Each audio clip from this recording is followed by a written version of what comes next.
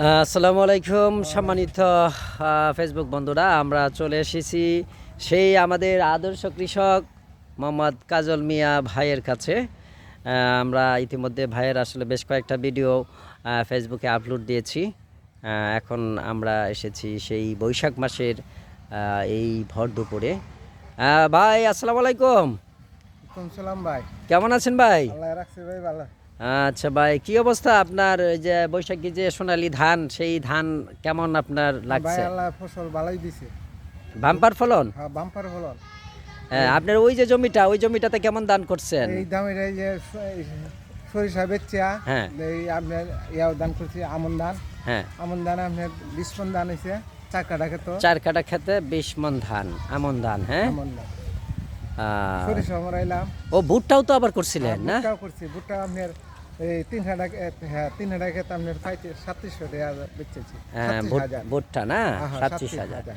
ভুট্টা খেতে এখন দেখলাম কি করলেন, নাইল্লা। নাল্লিয়া করছি। কি নাইল্লা এটা? এটা আপনার ইয়াও মেস্তা নাইল্লা নাকি? মেস্তা নাল্লিয়া। মেস্তা নাইল্লা। মেস্তা নাল্লিয়া এক হাত ফুট হয়ে আছে আপনার। হ্যাঁ, আমি ওই দিন গেছিলাম, ওই দিন দেখলাম যে মেস্তা নাইল্লা করছেন। তা আসলে ভুট্টাটা যে আপনি আসলে কখন যে করছেন, এটা বিক্রি করে দিছিলেন জমি না? হ্যাঁ, গাছের সহ বিক্রি করে দিছি। কত টাকা বিক্রি করছিলেন? আপনার 27,000 টাকা বিক্রি। 27,000 টাকা বিক্রি করছেন। 3 কাঠা। এই জমিটা তো আপনার পর্তন রাখাই পট্টন না? রাখা, হ্যাঁ।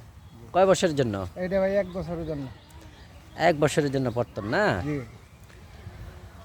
আচ্ছা, এখন তো আসলে আমার এই যে কৃষক ভাইয়েরা দেখেন আসলে বৈশাখ মাসের যেই ভর দুপুরে কত পরিশ্রম করছেন, মাথার ঘাম পায়ে ফেলে একবারে জামাটা দেখেন একেবারে ভিজে গেছে, হ্যাঁ, ঘামে।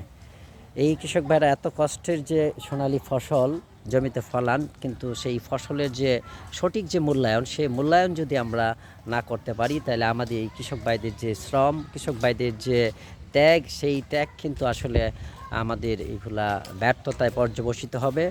তাই তাই আমরা অবশ্যই আমাদের যে কৃষক ভাইয়েরা আছেন, সেই কৃষক ভাইদের পরিশ্রমের যে সঠিক মূল্যায়ন যেন আমরা করতে পারি।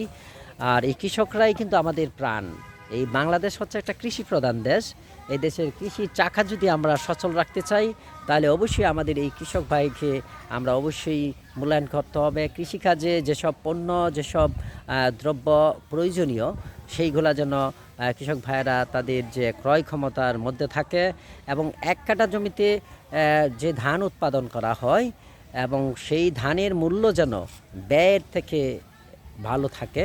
অর্থাৎ 1 কাঠা জমিতে ধান চাষ করতে যে খরচটা হয়, ওই জমি থেকে ধান মানে উৎপাদন করে যেন বিক্রি করে যেন তারা যেন লাভবান হতে পারে, এটাই থাকবে আমাদের প্রত্যাশা।